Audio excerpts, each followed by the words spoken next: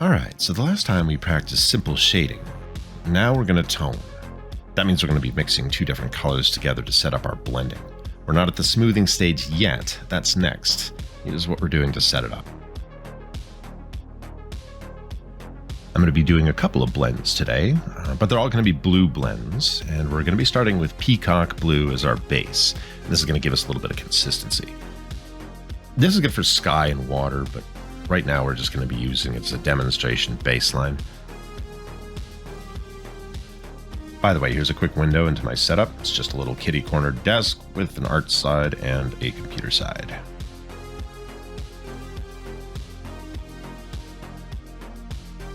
You'll see on the upper left I'm doing exactly the same technique, but with aqua. And this is going to change that to more of a sea blue.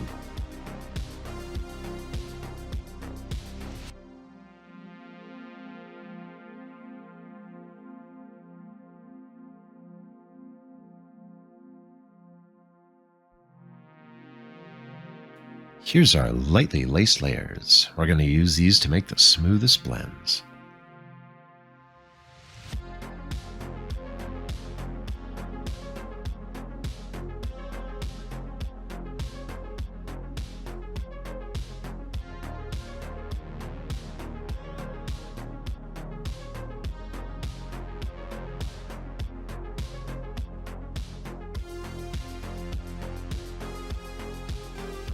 Ollie is wearing the Orca Disguise, courtesy of Ooh Boy. The Orca Disguise features zip-out teeth and zip-out eyes and drawstring ties for just the right size. Ooh Boy, fashion and style in just a little while. Sunshades by Ocuplex. Make it darker.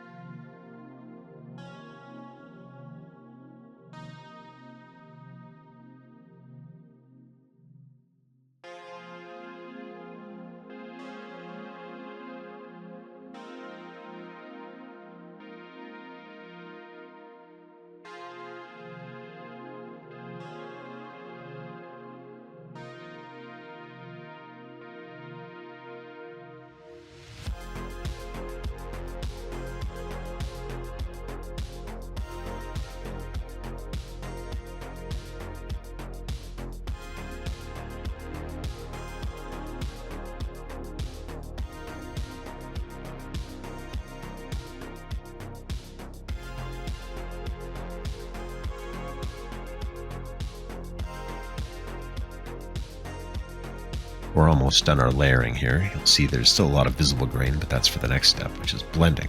We're still adding color tint for a wider range.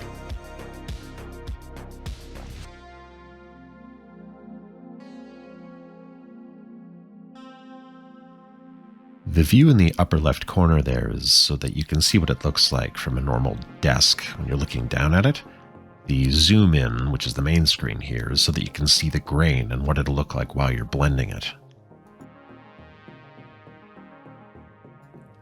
Same light strokes as last time. I'm going to be using a little directional arrow just as an additional indicator of which way I'm going with this. And what we're going to do is we're just going to lay down the first layer as before, just like you've practiced.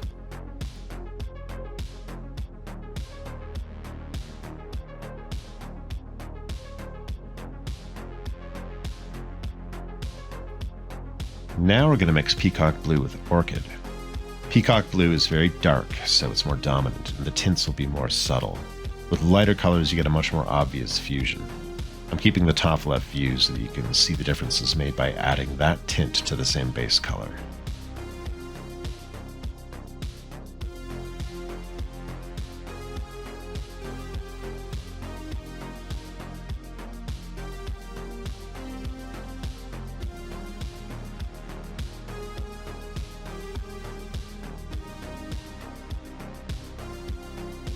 Alright, and I know I stress this a lot, but keep the tip very sharp. If it isn't, your shading gets lumpy. Electric sharpeners are a bit wasteful in this stage, so get a few of those little metal ones. They're cheap and they create an extremely fine point.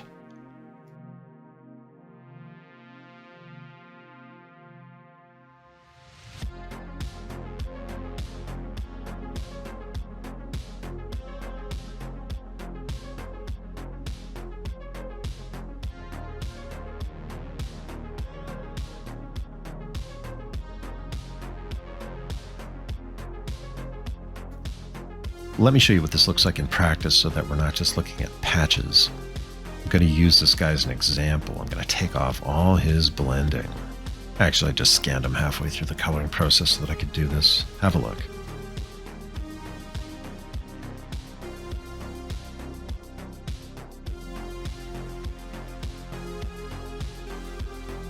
Yeah, you're the demo.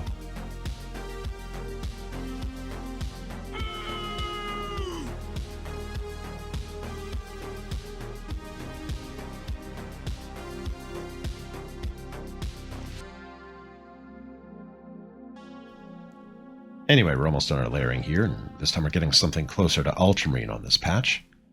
In the upper left, you can see the differences made by those secondary colors contrasted with each other. And the easiest way to achieve this is with layering. If you color hard right away, you're going to lose all of the nuance and go through twice as many pencils.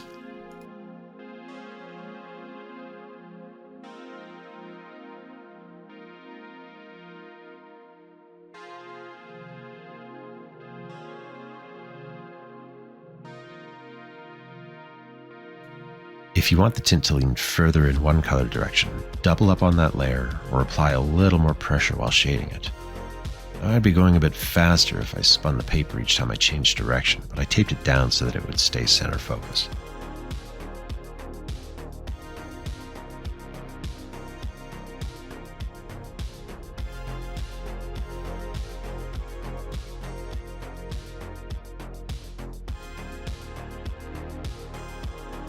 Okay, time for our last sample here, mixing peacock blue with chartreuse. Normally it's not a great idea to mix such a bright shade with such a dark base, but if this works out, you're going to see more of a parrot green once we're done. Or you can just buy a stick of parrot green, doesn't matter, still practice. You don't discover anything new unless you experiment.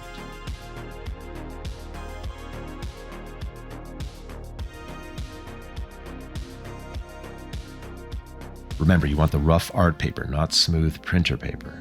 I use Strathmore Bristol paper, vellum surface, which is thick as cardstock. You want that durability. Blending demands it.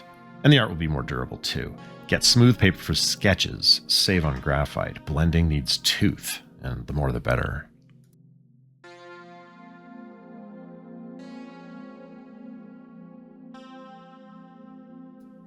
Now here's the real trick. If you want to learn how to draw with both hands, start with something easy. Don't try to do letters and faces with your offhand until you're more comfortable holding the stick. So try this. Try a little shading with the offhand.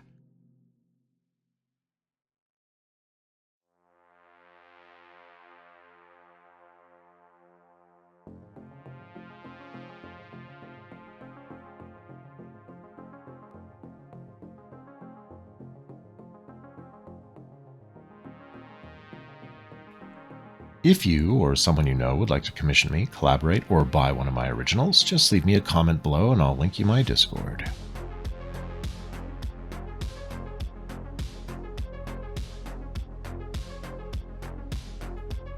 For anyone interested in group art streams, exclusive content, and private lessons, my Patreon's got several tiers of access for as little as $3 a month. I teach all levels and stream my art desk most weekdays on Discord and Picarto, so come check it out.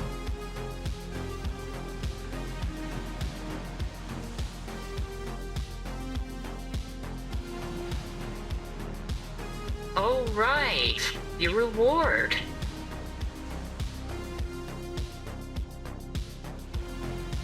Here you go. Take your pick.